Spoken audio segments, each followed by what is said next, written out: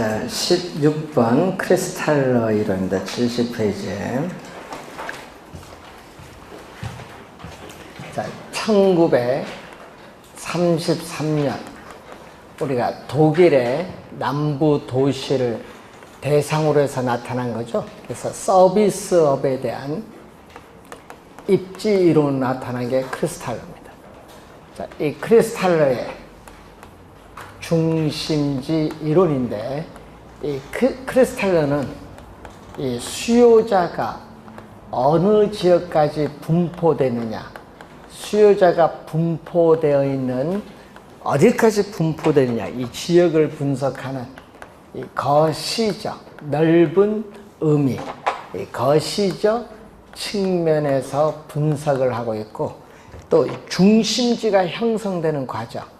자, 중심지가 이 정육각형으로 우리가 가는데, 이 중심지가 왜 정육각형이 되느냐, 이 형성되는 과정에 초점을 두고 있다. 이 중심지가 형성되는 과정에 초점을 두면서 전개시킨 이론입니다. 그래서 크리스탈러는요, 이 재화의 도달 거리, 이 재화의 도달 거리와 이 최소 이 요구치의 관계를 설명하는 이론입니다.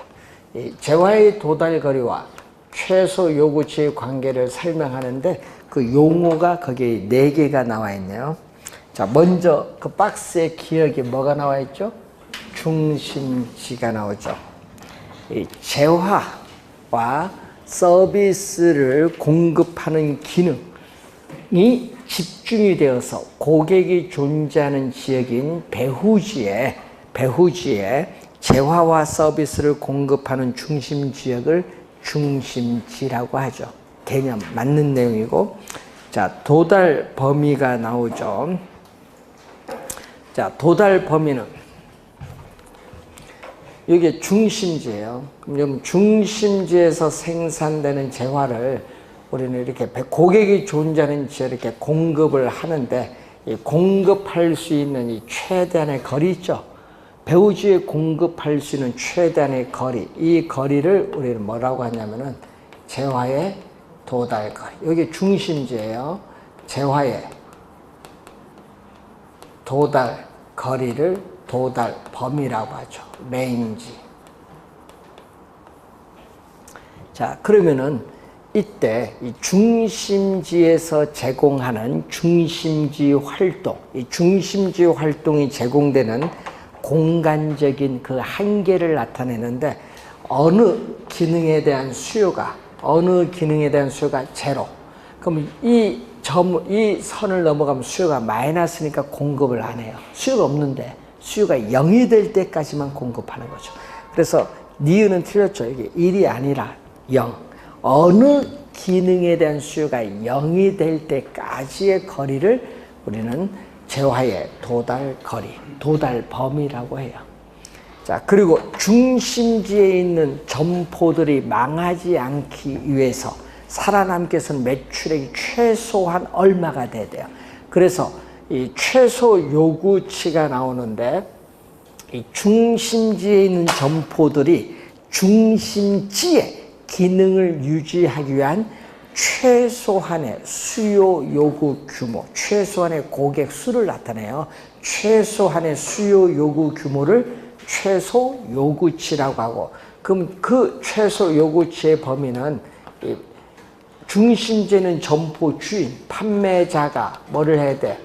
우리는 살아남아야 될 거 아니에요. 그래서 손실도 없고 이윤도 없는 정상 이윤을 우리가 얻을 때까지, 정상 이윤을 얻는 만큼 충분한 소비자가 있는 그 지점까지 거리를 바로 뭐라고 한다? 최소 요구치의 뭐라고 한다?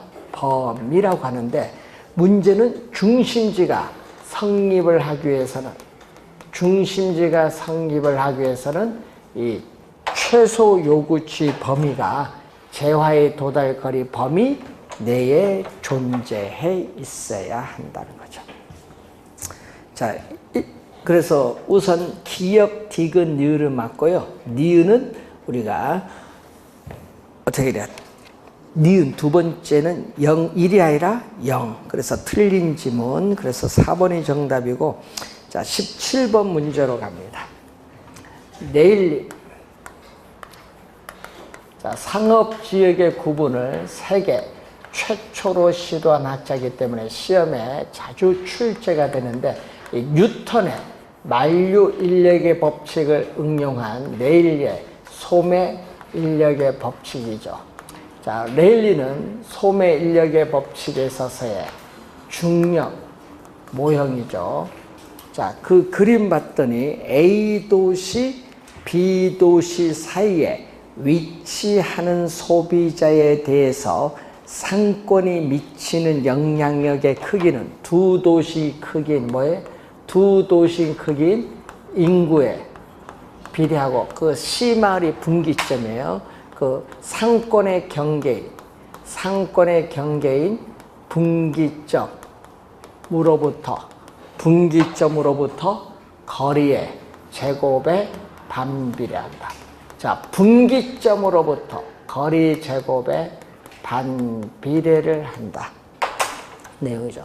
그래서 비례, 인구의 비례하고 이게 반비례인데 가끔 반비례 비례로 또 출제되어지기도 하고요. 그리고 고객을 끌어당기는 힘, 유인력은 우리가 비례는 어디로 간다? 분자. 반비례는 분모로 가서 이걸 이용해서 계산을 하면 돼요. 자, 그러면은 이걸 이용해서 계산하는데, 자, 시마을인데, 시마을에 있는 소비자가 A 도시, B 도시 각각 몇 명 소비하러 가느냐. 자, A 도시로의 인구, 유인 비율. 자, 17번 문제입니다. A 도시로의 인구, 유인 비율 대 B 도시로의 인구, 유인 비율은 A 도시로는 어떻게 돼요? A 도시 인구 얼마? 얼마죠? 10만 명? 10만 명. C마을 분기점으로부터 A 도시까지 거리 20km. 20의 제곱에 반비례. B 도시 인구 30만 명의 비례. 분기점으로부터 이 거리의 제곱에 반비례인데 이 수식을 쓰면 이제 계산이 다 되는 거예요. 요걸 이용해서 이제 수식. 그럼 상대점 A 도시에 몇 명 소비하러 가면 상대적으로 B 도시에 몇 명 가느냐. 소매 잠재력의 상대적 크기를 나타냅니다.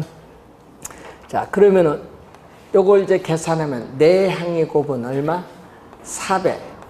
20의 제곱은 400 곱하기 30만 명은 분모로. 외항의 곱 또 20의 제곱 400 곱하기 10만 명은 분자로 가죠. 자, 우선 400 없어지고 요거 약분하니까 3분의 1. 자, 이 분수식을 비례식으로 나타나면은 A 대 B는 1 대 3으로 이렇게 쓸 수 있어요. 그럼 결론적으로는 A 도시로의 인구, 유인이 어느 정도 되냐, 그 규모. 또 B 도시로의 인구, 유인 규모는 C 마을에 얼마죠? 2만 명. 자, 그 여러분 문제에서 그림 위에 보세요. 그림 위에 보면은 C 마을에 몇 프로가 나왔어요. 여러분이 지금까지 레일리는 4번 계산 출제를 했는데 그 관련에 이런 조건이 없었어요. C 마을 인구의 60%만 밑줄. C말 인구의 60%만 이런 조건이 없었거든요. 그래서 앞으로 출제는 이런 조건이 들어가지 않을까. 60%만 A 도시 또는 B 도시에서 구매를 한다 이런 얘기입니다. 그러니까 60%죠. 지금까지 전체였는데 이제 몇 프로만? 60%. 60%니까 얼마죠? 12,000명만 이용을 하는데 문제는 여기서 1 더하기 3. 여러분 1 더하기 3은 4인데 1 더하기 3은 4인데 4에서 N은 얼마? 4에서 A는 1 차지하고 B는 얼마? 3을 차지해요. 그래서 12,000명의 4분의 1인 3,000명은 A 도시로 가고 나머지 9,000명은 뭘로 가죠? B 도시로 간다. 1번 정답인데, 자, 이런 경우 문제가 처음이거든요. 이런 거 이제 출제 이제 될 때가 됐어요. 그래서 올해 좀 중요합니다. 자, 우선 랠리 상당히 중요하다라는 거. 17번 문제 잘 유의해 두시고, 자, 랠리의 소매 인력의 법칙을 수정을 했어요. 랠리의 소매 인력의 법칙을 수정을 해서 나타난 컨버스의 수정된 소매 인력의 법칙을 분기점 모형. 분기점 모형인데 수정된 소매 인력의 법칙이죠. 그래서 중력 모형인데 뭐를 수정했느냐? 인구를 수정했죠. 인구를 뭘로? 매장, 면적. 그래서 매장, 면적으로 수정을 했습니다. 매장, 면적의 비례, 상권의 경계의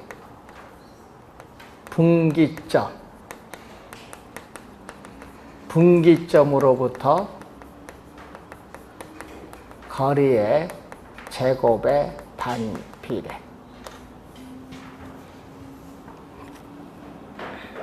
그러니까 이걸 수정했죠. 인구를 매장 면적으로 수정을 한 중력 모형이에요. 그래서 우리는 두 도시의 두 소매 시설 간에 있어서 구매 영향력이 같은 점이 바로 상권의 경계의 뭐가 돼? 분기점. 구매 영향력이 같은 분기점의 위치를 구하는 게 컨버스의 모형이에요. 자, 요걸 수정을 했다는 걸 염두에 좀 두시면서 우리가 보시고, 여러분 올해 시험에 컨버스보다는 랠리 아니면 누구다? 허프 둘 중에 하나가 출제가 예상된다는 걸 염두에 두시면 되겠습니다. 자, 여러분 교재에 우리 72페이지로 넘어와서 21번 문제로 갑니다. 상업용 부동산의 상권 분석 방법에 관한 설명 중 틀린 것. 중력 모형에는 랠리의 소매 인력의 법칙과 컨버스의 분기점 모형이 있다. 중력 모형 맞습니다. 크리스탈러의 중심지 이론은 재화의 도달 거리와 최소 요구치 관계를 설명한 이론 맞습니다. 랠리의 소매 인력의 법칙은 A 도시, B 도시, 아까 그림 봤을 때 이 중심지의 규모에 따르는 상권의 경계선, 이 분기점을 간편하게 추산할 수 있다. 그리고 허프의 확률적 상권 모형은 다수의 경쟁 쇼핑센터가 있는 경우에 특정 쇼핑센터의 시장 점유율, 이용객수, 매상고 계산을 또 간편하게 할 수 있다. 시장 점유율, 이용객수, 매상고 계산을 간편하게 할 수 있다. 자, 5번이 정답입니다. 허프의 모형보다 랠리 모형인데, 자, 랠리는 두 도시예요. 랠리는 아까 A 도시, B 도시. 그래서 랠리의 소매 인력의 법칙은 우리는 중심지, 두 도시, 중심지 간에 뭐에 초점을 두고 있다? 상호작용. 서로 영향을 주고받는, A 도시, B 도시 서로 영향을 주고받는 이 두 도시 간에 상호작용에 초점을 주고 도시 단위를 기준으로 분석을 합니다. 자, 여기서 허프는 하나의 상권 내에 다수의 점포가 존재하고 있을 때 특정 점포를 방문해서 물건을 경험적으로 살 확률을 묻는 게 누구 이론? 허프예요. 허프. 그래서 허프는 항상 뭐가 붙어요? 확률이 붙어요. 확률.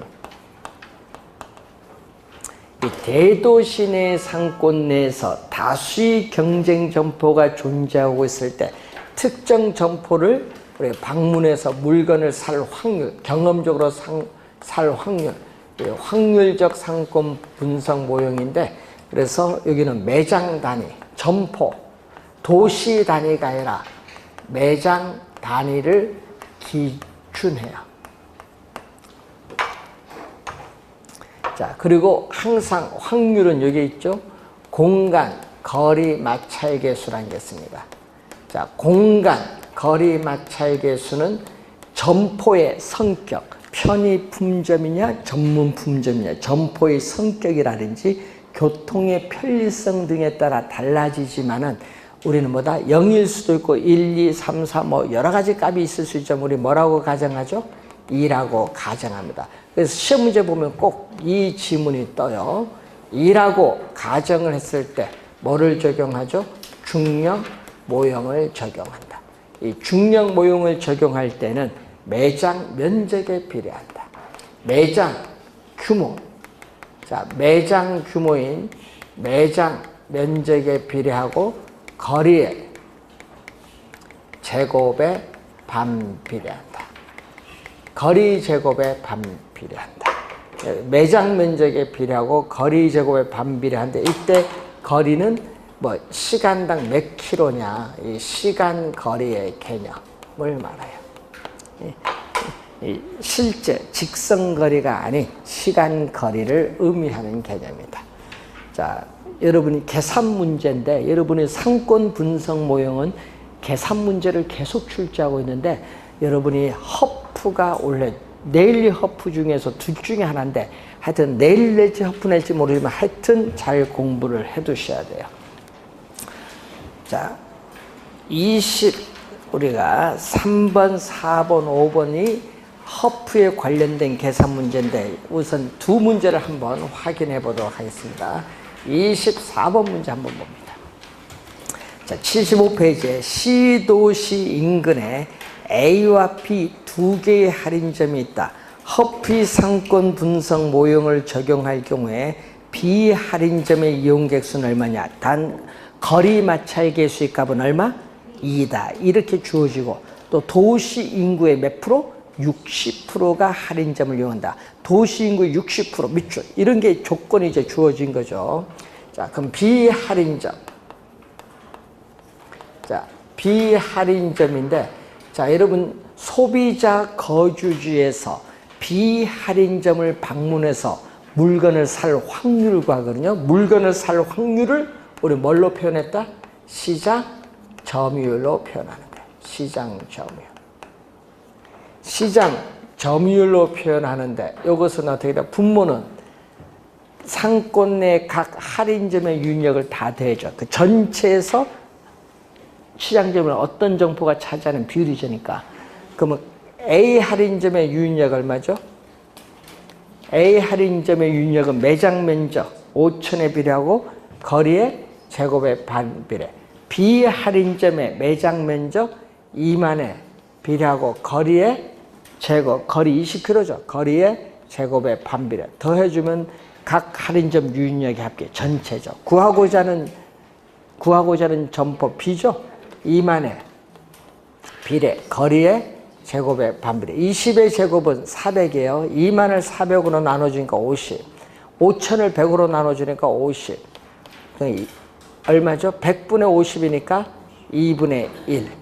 2분의 1인데 뭐를 곱해준다? 퍼센트로 가니까 100을 곱해주면 되죠. 그러면 퍼센트로 가니까 100, 50%.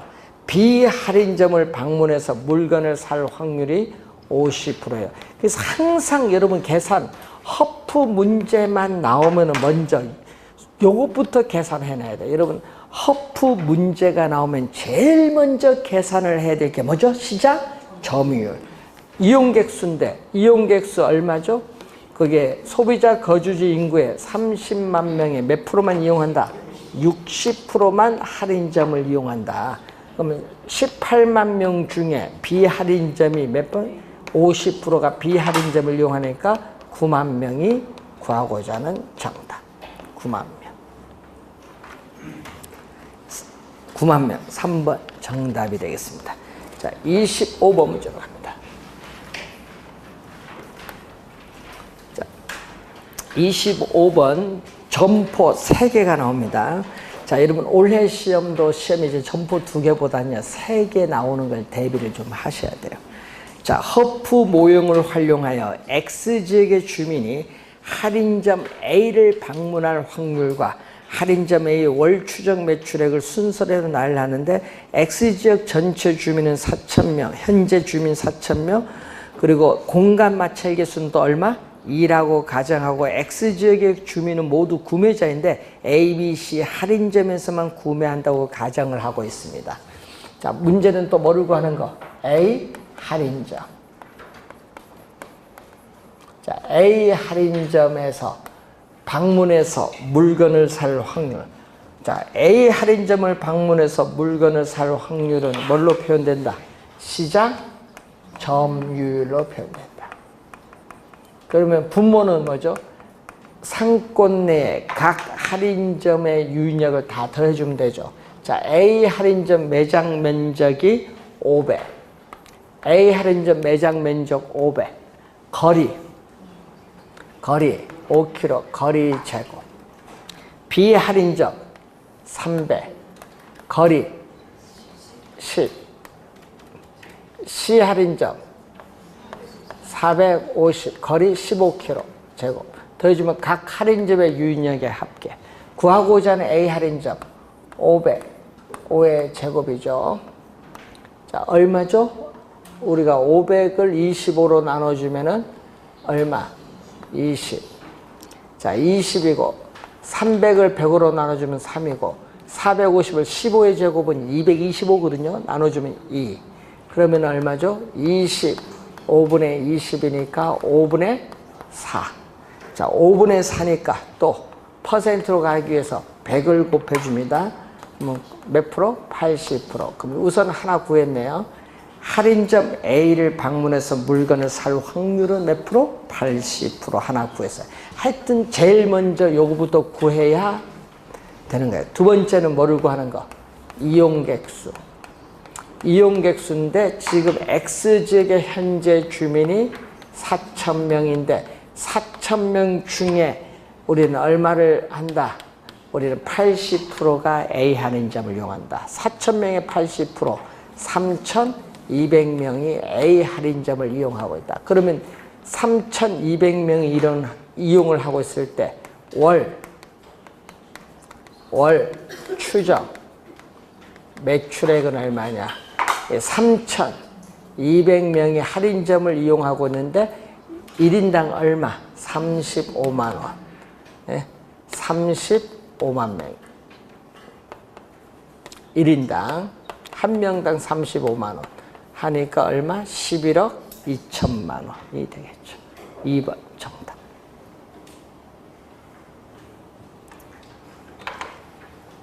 자, 여러분이 원래 시험에 3개의 점포 나왔을 때 구하는 연습 좀 해야 되는데 몇 번 구하다 보면요 빠르게 구할 수 있어요. 내일 아니면 허프, 원래 출제 예상이 된다는 거. 그래서 25번 이렇게 점포 3개 나온 걸 좀 주의해서 잘 확인해 두셔야 되겠습니다.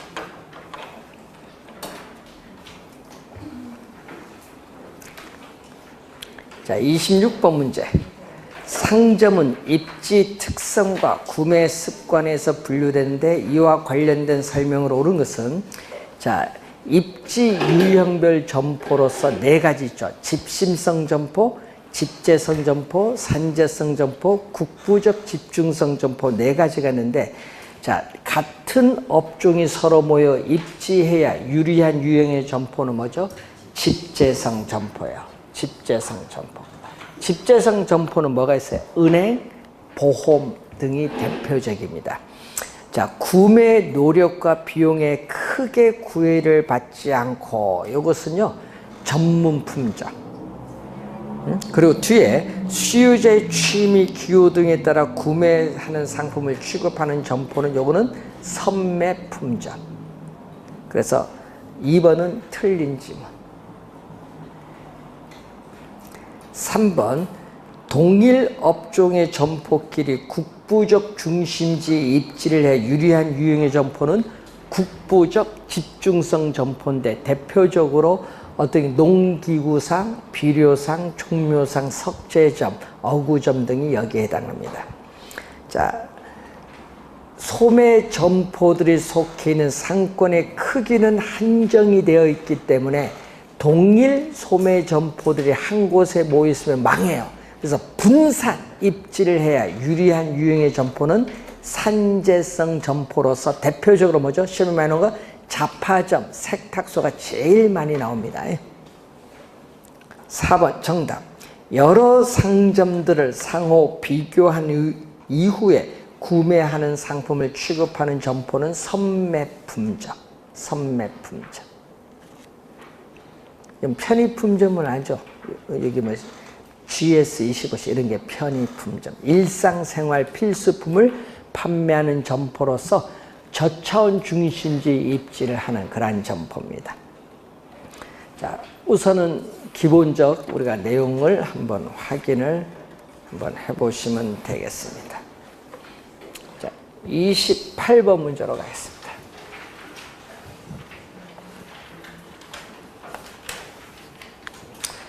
자, 부동산 개발업자는 대안부지 가능매상고를 가능매상고, 잠재매상고를 비교하여 상업용 부동산의 입지를 선정을 한다.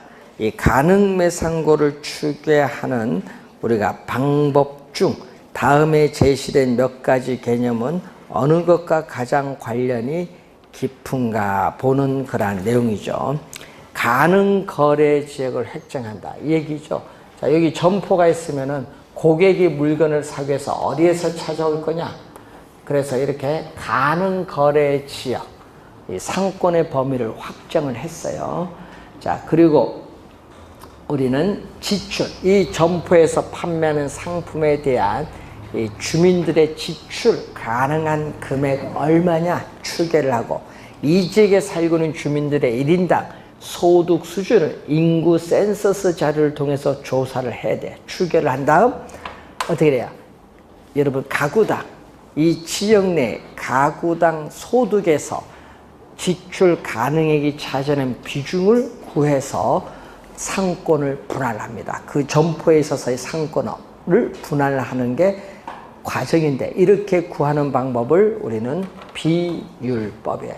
그래서 가능 매상고, 이 규모가 큰 점포를 분석을 할 때 많이 이용하는데, 이 가능 매상고를 추계하는 방법에 지금 설명 박스는 뭐에 대한 방법?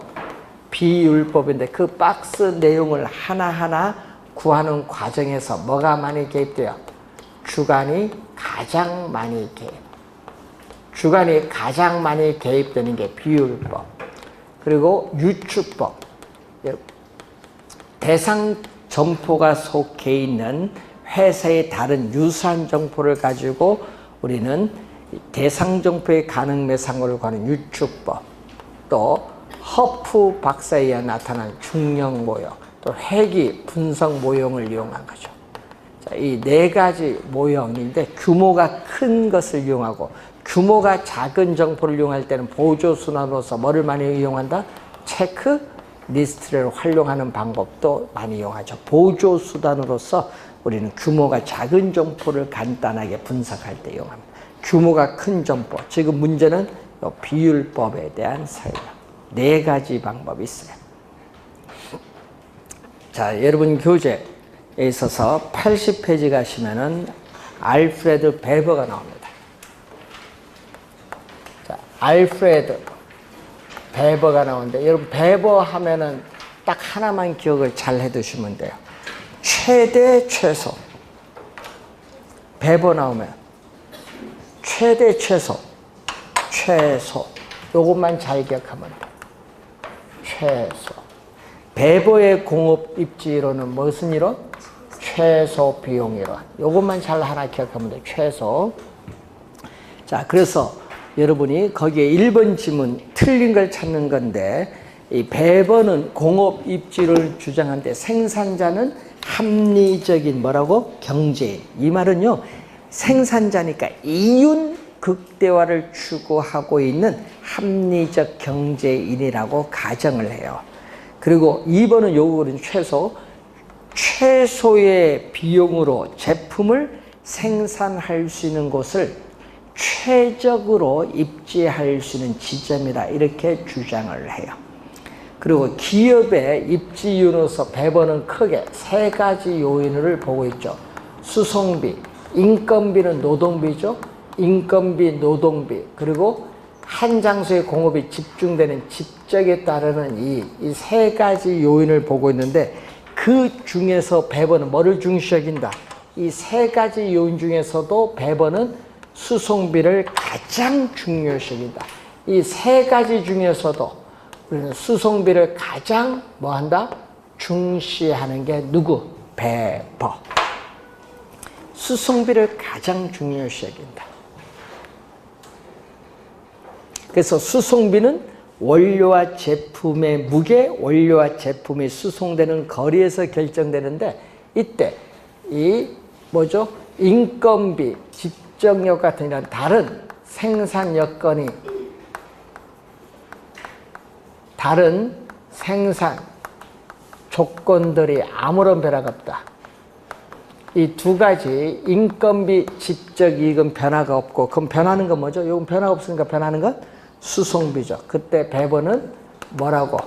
최소의 수송비. 최소의 수송비가 드는 지점. 최소의 수송비가 드는 지점에 공업이 입지해야 된다고 주장한 학자가 누구다? 배번. 최소의 수송비가 드는 지점에 공업이 입지해야 된다. 그럼 4번에 보시면은 비용이건 수송비 비용이에요. 비용은 뭐 해야 돼? 최소. 인건비, 노동비도 이것도 비용이니까 최소고, 이익은 뭐가 돼? 이익은 비용이 아니잖아요. 이거는 뭐가 돼? 최대가 돼야 돼. 최대. 그렇기 때문에 우리는 배번은 그 4번이 틀렸죠. 세 개가 다 최소가 아니에요. 요거는 최대지. 그래서 수송비와 인건비, 노동비를 더한 건 요거는 뭐죠? 요거는 비용이잖아요. 비용이고, 집적 이익은 비용이 아니에요. 요거는 뭐 집적에 따라서 이익을 얻는 거잖아. 그럼 비용에서 요거 이익을 얻는 것을 뭐 해야 돼? 빼줘야지. 빼줬을 때 이 값이 뭐가 돼? 이 값이. 빼줬을 때 요 수송비, 인건비 든 건 비용이고, 비용에서 이익을 빼준 이 전체 값이 뭐가 된다? 전체 값이 최소가 되는 지점에 공업이 입지를 해야 된다.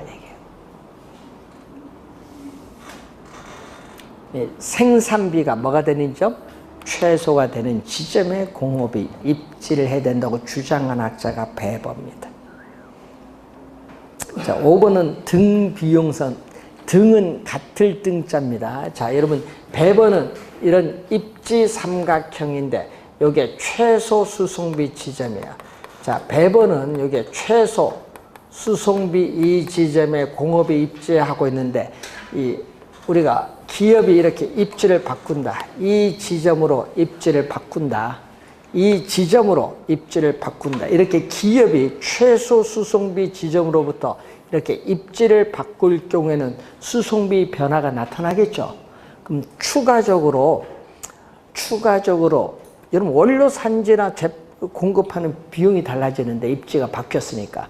그래서 추가적으로 수송비의 부담액이 동일한, 그러면 추가적으로 이렇게 수송비 부담액이 동일한 이 지점으로 이렇게 연결한 이 곡선을 뭐라고 한다?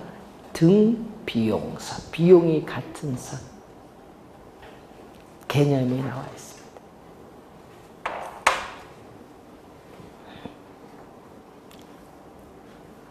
자, 배번은 또 원료를 뭘로 보죠? 보편 원료와 편제 원료로 크게 나누는데, 보편 원료는 어느 지역에서든지 누구든지 쉽게 구할 수 있는 원료고, 편제 원료는 특정 지역에서만 구할 수 있는 원료죠. 그래서 배번은 원료 지수를 우리는 이렇게 정의를 내리죠. 편제 원료의 중량을 뭘로 나눈다? 제품의 중량으로 나눈 거죠. 자, 이렇게 주어졌을 때 원료 지수 M이 1보다 크면 어떻게 돼요? 제품의 중량보다 편제 원료의 중량이 크면은 편제 원료가 있는 장소의 공업이 입지해요. 왜냐하면은 이 특정 지역에서만 구할 수 있는 원료인데 이것을 시장까지 운송해 오면요, 원재료 운송비가 많이 들어서 안 돼요. 이때는 원료가 있는 장소에 입지를 해야 된다. 원료, 지향형, 원료, 지향형 입지 산업인데 여기서는 가공하는 과정에서 제품의 중량이 감소하는 시멘트 산업 또는 제련 산업, 또 편제 원료를 많이 사용하는 산업, 또 원재료의 부패가 심한 산업인 통조림 공업이 여기에 해당해요. 그러면 M이 1보다 작으면은 편제 원료의 중량보다 제품의 중량이 커요. 제품의 중량이 큰데 원료 산지에서 생산하면 큰일 나요. 왜? 원료 산지에서 시장까지 운송하는데 제품 운송비가 너무 많이 들어서 안 돼요. 이때는 어디? 소비지는 어디에? 시장에 입지하는 것이 유리합니다. 시장, 지향형 입지 산업인데 여기는 가공하는 과정에서 제품의 중량이 증가하는 맥주, 청량 음료와 같은 산업이 여기에 해당해요. 그리고 또 완제품의 부패가 심한 산업이라든지 보편 원료를 많이 사용하는 산업이 여기에 해당합니다. 자, 한번 문제 볼까요? 32번 문제. 공장 부지의 선정에 있어서 시장 지향형 입지와 원료 지향형 입지에 관한 설명으로 틀린 것은, 자, 산출되는 제품의 무게나 부피가 투입되는 원료에 우리는 무게나 부피보다 훨씬 큰 물품을 생산한다. 제품 무게가 더 커요. 그럼 어디 입지해야 돼? 소비지, 시장에 입지해야 됩니다. 자, 두 번째, 중간재나 완제품을 생산하는 공장도 일반적으로 제품 수송비가 적게 드는 어디죠? 우리는 시장에 입지하는 것이 유리하다. 자, 중량 감소 산업. 요 중량 감소는 뭐죠?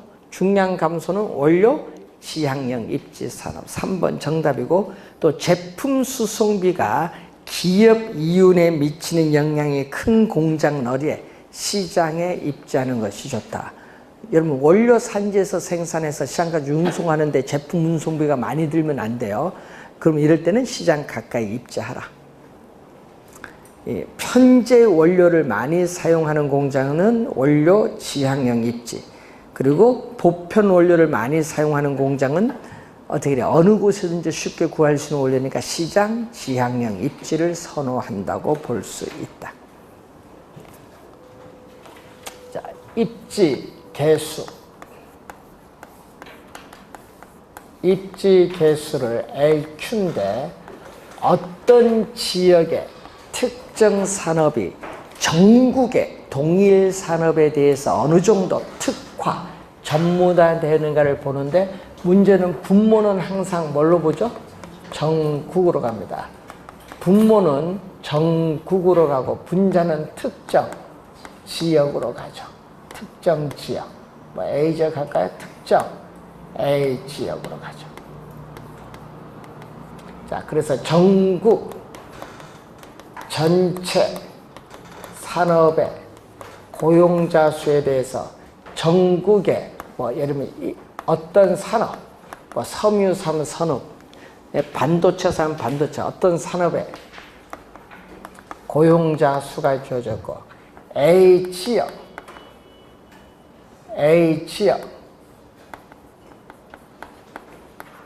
전체 산업의 고용자 수에 대해서 A 지역 1산업의 고용자 수를 우리가 보는 거죠.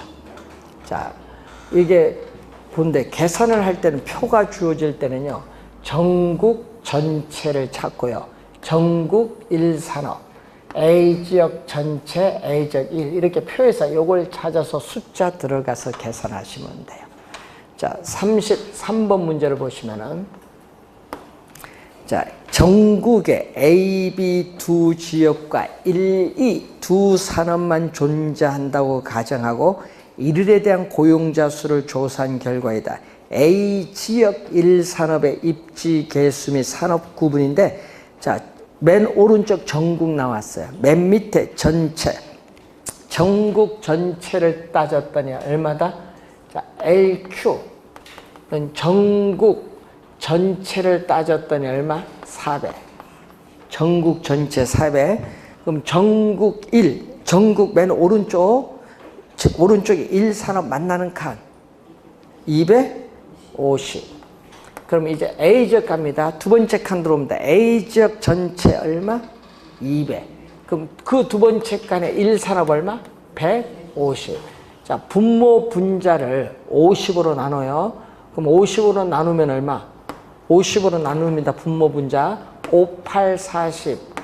50으로 나눈 거예요. 5, 25, 5, 4, 20, 5, 3, 15. 자, 그럼 이것은 내항의 곱이죠. 내항의 곱. 5 곱하기 4는 뭘로 간다? 분모. 외항. 8 곱하기 3은 뭘로? 분자로 가요. 그럼 요거 약분하면은 얼마? 5분의 얼마다? 6. 5분의 6은 얼마? 1.2인데 1.1은 1보다 커요. 1보다 크면요.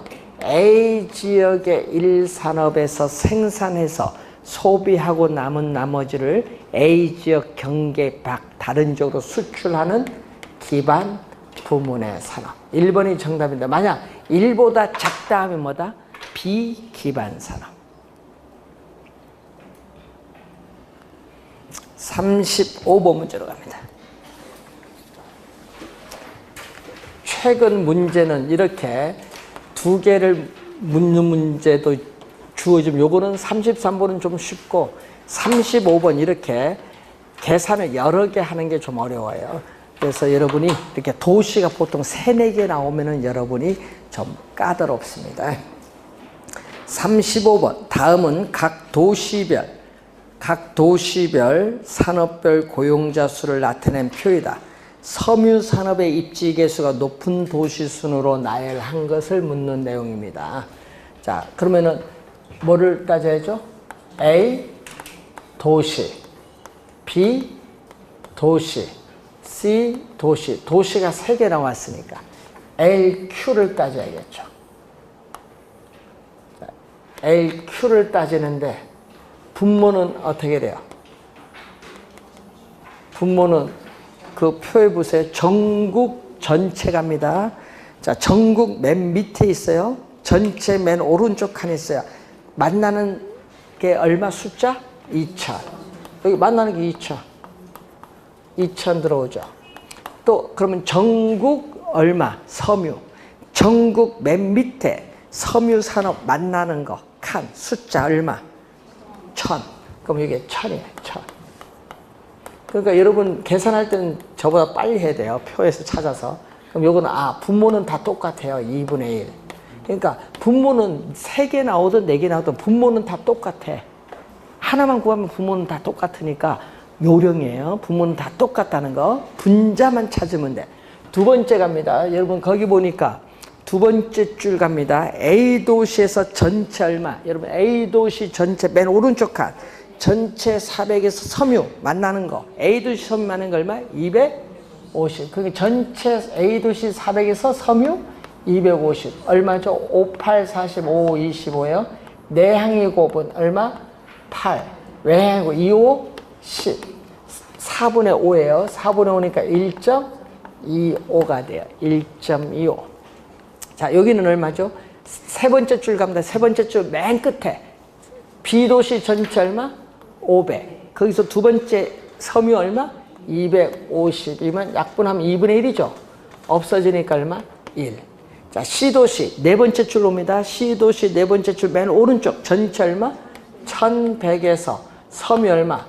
500이다. 공 두 개는 없어지니까 또 내항이고 11. 외항이고 2, 5, 10. 요거는 1보다 작죠? 그럼 어디가 가장 크다? A가 1.25 가장 크고 그 다음 1인 두 번째 B 가장 작은 건 1보다 작은 C.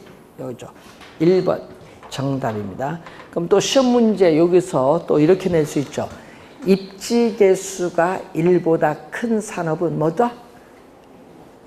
입지 개수가 1보다 큰 도시는 A도시, 섬유 산업에 있어서 그렇게도 물을 수도 있어요. 그래서 계산, 표가 주어졌을 때 입지 개수 계산을 어떻게 하느냐 이런 게 상당히 또 중요한 그런 내용입니다. 자, 36번 문제 갑니다. 버제스. 자, 버제스의 동심원 이론인데 언제 나온 이론이죠? 1925년에 나타난 이론이죠.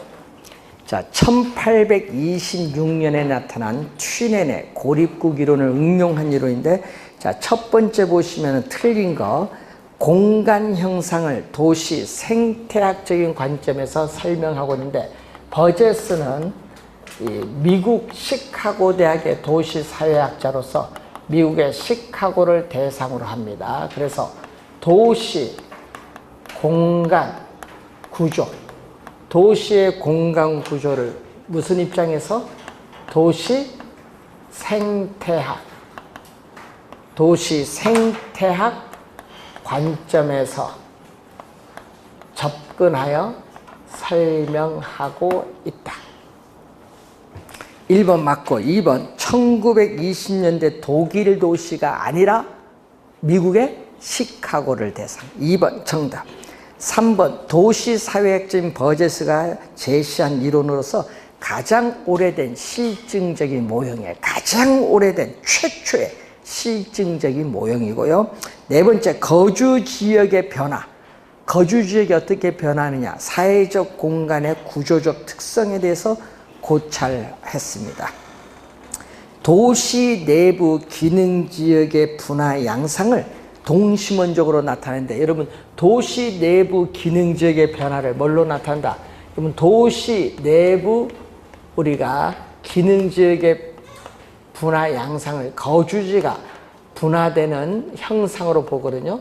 거주지가 어떻게 분화되느냐, 이 형상을 우리는 보는데, 그 형상이 무슨 용어로? 생태학적인 용어로 설명하죠. 도시 내부의 기능지역의 변화가 거주지 분화 형상인데, 이게 생태학적인 용어 뭐죠? 생태학적인 용어 친입, 경쟁, 천입. 친입, 경쟁, 천입 등의 과정으로 우리는 설명하고 있다.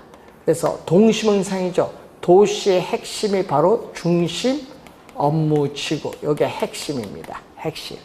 여기서 벗어나서 퇴폐, 슬럼 지구를 형성하는 두 번째가 바로 점이지대. 요걸 모르면 진짜 큰일 나요. 작년에도 출제했지만요. 하여튼 점이지대는 두 번째 동심원.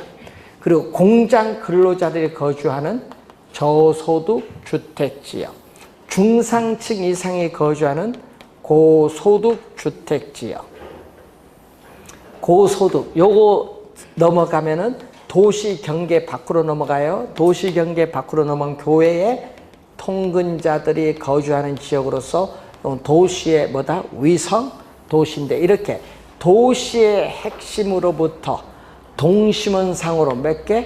5개의 지구로 분화되면서 도시가 외현적으로 성장한다는 이론을 전개시킨 학자가 버제스인데, 도심에서 외곽으로 갈수록 뭐는?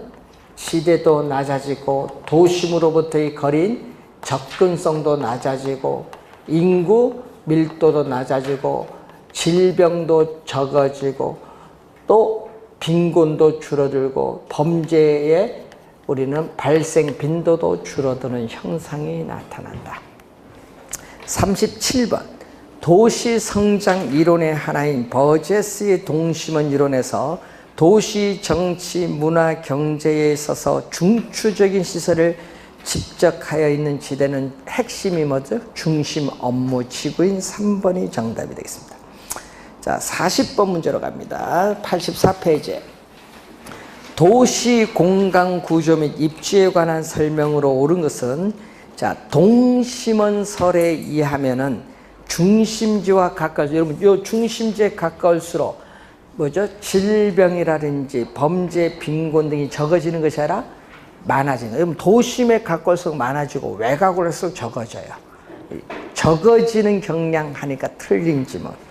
2번 선형 이론에 의하면은 주택을 구입을 할 수 있는 능력이 높은 고소득층에 주어지는 어떻게 돼요? 고속교통망축 가까이 주요 간선도로 인근에 입지를 하는 경향이 있다. 2번이 정답이죠.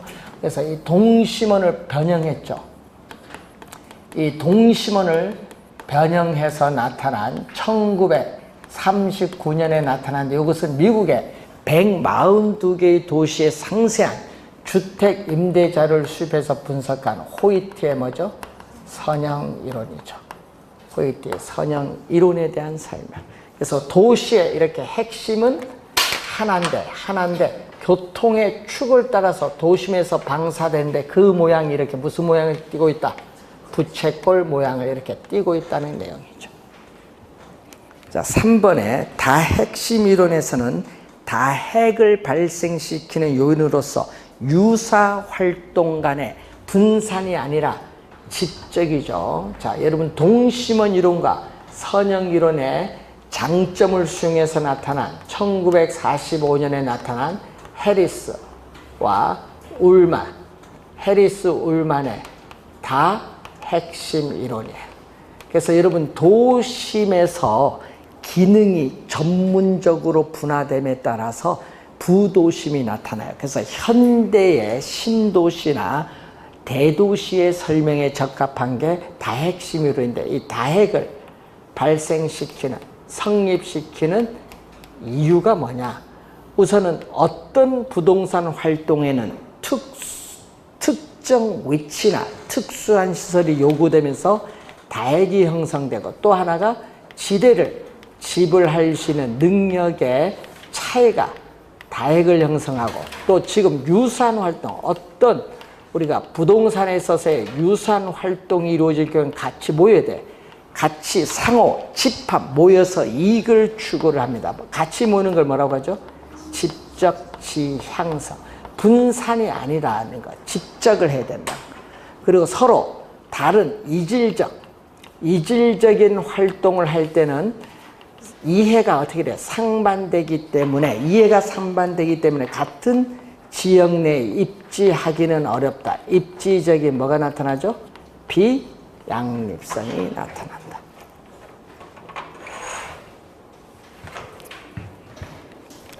3번 틀렸어요. 분산이 아니라 집적. 자, 4번 도시 공간 구조의 변화를 야기하는 요인은 교통의 발달이지 소득의 증가는 관련이 없다. 소득이 증가도 관련이 있어요. 여러분 소득이 증가하면요 주거지가 더 외곽으로 연장이 돼요. 자, 자파적 세탁소는 산재성 점포, 분산 입지를 해야 유리한 점포고요. 백화점 귀금속점은 배후지 중심부의 입지를 해야 유리한 점포인 집심성 점포고, 집재성 점포는 은행보험이에요. 은행보험. 동일 업종의 점포들이 한 곳에 모여있어 유리한 점포가 바로 집재성 점포. 41번 문제로 갑니다. 틀린 것. 동심원 이론에 따르면 저소득층일수록 고용기회가 적은 부도심과 접근성이 양호하지 않은 지역의 주거를 성장하는 경향이 있다. 이런 부도심 나오는 건요 안 돼요. 부도심은 여기 나와요. 다 핵심에서. 요 두 이론은요, 두 이론은 핵심이 하나예요. 단해. 부도심이 나올 수가 없어. 그래서 동심원 이론에서는 저소득층은 어디? 고용기회가 많은 도심에 가까운 지역에 입지를 선정하는 경향이 있어요. 1번 정답. 2번 선형 이론에 의하면은 고소득층의 주거지는 주요 교통축, 교통노선을 축으로 하여 접근성이 양호한 지역에 입지를 선정하는 경향이 있다. 그래서 뭐를 따라서 우리는 호이트는 뭐를 따라서 도시의 성장이 교통망을 따라서 확대가 되는데 그 모양이 무슨 모양을 띠고 있다? 선형, 선형이 부채꼴 모양을 띠고 있다. 하여튼 교통망, 뭐 교통 노선만 떴다 하면 누구 이론이다? 호이트. 동심원 이론에 의하면 점이지대는 뭐서 있다? 점이지대는 저소득층 주거지역과 중심 업무지구 사이에 있고요. 자, 그리고 세 번째, 고소득층, 점이지대는 고소득층 주거지역보다 도심에 더 가깝게 입지합니다. 다 핵심 이론에서 도시는 하나의 중심지가 아니라 몇 개의 이 산대는 중심으로 구성돼서 도시가 형성된다는 이론이고, 동심원 이론은 도시의 공간 구조를 도시 생태학적인 관점에서 접근하여 설명하고 있습니다. 자, 42번 문제로 가면은 틀린 거. 도시 내부 구조의 일반화에 관한 3대 이론 버제스, 호이트, 해리스, 울만. 동심원 이론의 공간 구조 최초니까 순서 기억을 해야 되는데, 특히 두 번째 점이지대는 두 번째 동심원이 있다는 걸 꼭 기억을 해 두시고, 선형 이론은 교통 노선의 개발 축을 형성한다고 보는 거고, 선형 이론에서 고급 주택 지역은 이렇게, 고급 주택 지역은 어떻게 돼요? 특정의 선형 지역을 점유 차지를 하고 그 좌우는 중급 주택 지역이 형성되면서 집값은 고급 주택 좌우로 중급 주택 지역이 형성되면서 낮아져요. 높아진다 하면 안 되고 낮아진다. 4번 정답. 다핵심 이론은 많은 도시 토지 이용의 패턴 유형이 유일한 하나의 핵심으로 된 것이 아니라 몇 개의 이산되는 핵심으로 구성돼서 도시가 전체적으로 형성된다는 이론입니다. 43번 옳게 연결된 것. 자, 기억갑니다. 두 개 도시의 상거래 흡인력 끌어당기는 힘은 두 도시의 인구에 비례하고 분기점으로부터의 거리 제곱에 반비례한다. 자, 저기 적혀있는 누구? 레일리의 소매 인력의 법칙. 자, 도시 내부 기능 지역이 분화가 되면 도시 내부 기능 지역이 분화되는데 그것이 어떻게 돼? 거주지가 분화되는 현상이 친입, 경쟁, 편의 등의 과정으로 설명해서 점이 거의 중심 업무지구, 점이지대, 주거지대 등으로 분화하는 형상, 동심원 이론입니다.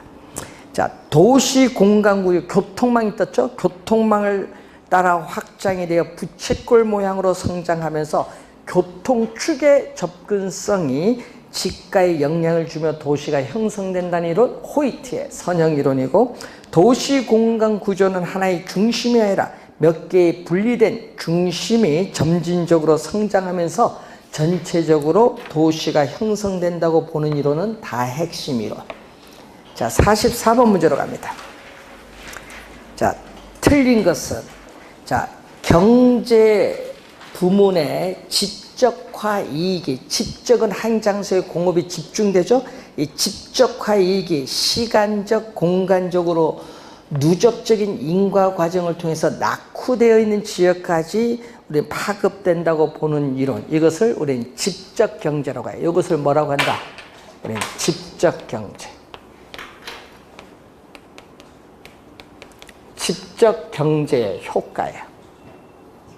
네, 틀린 지문이고, 거기 최소 마찰 비용이론 누구? 허드예요. 여러분, 허드의 최소 마찰 비용이론입니다.